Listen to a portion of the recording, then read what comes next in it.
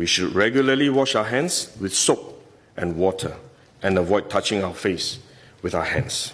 Even at a meeting when we have on this ministry task force, while I was speaking, I was touching my face until Minister Lawrence Wong nudged me with his elbow and said, "Stop touching your face." Let me now share about what we know about this novel coronavirus. This virus comes from the family of coronavirus, which includes other viruses such as MERS and SARS, as well as the milder variants causing common cold. The medical consensus at this moment is that the novel coronavirus is more transmissible but appears less deadly than SARS. Evidence suggests that the rate of human-to-human transmission of this virus appears to be higher than that of SARS.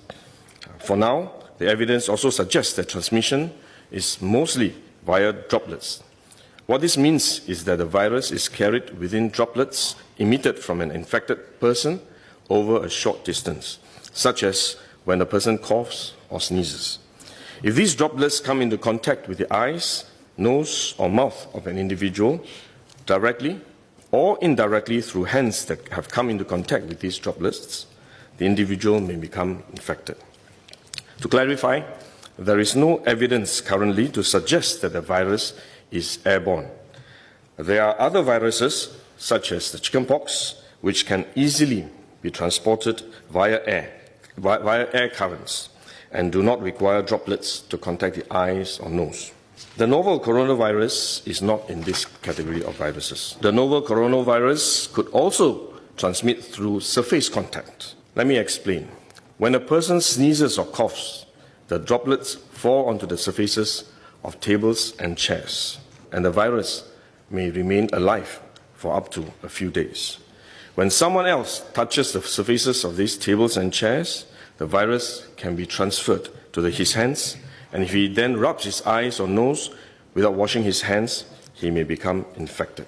So we should wash our hands. This is also why we only quarantine the close contacts of confirmed cases.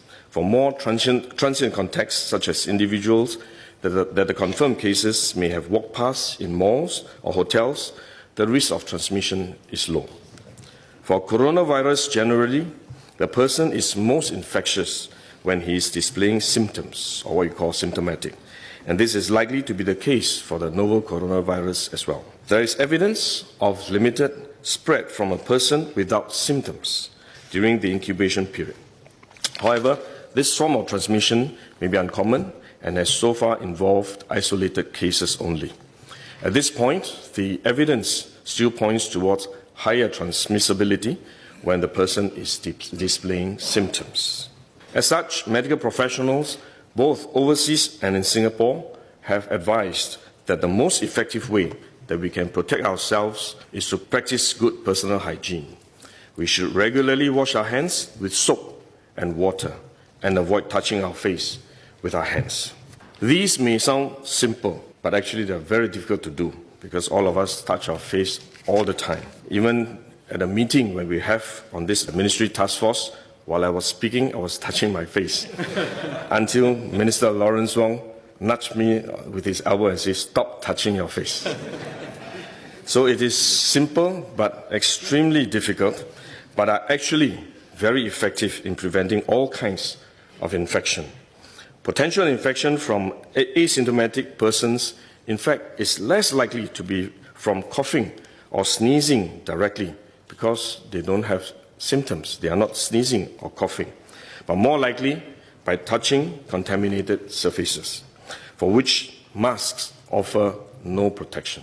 Wearing a mask when we are well often gives us a false sense of security instead, and we are more likely to touch our faces when we constantly adjust our masks, which is one way the disease spreads.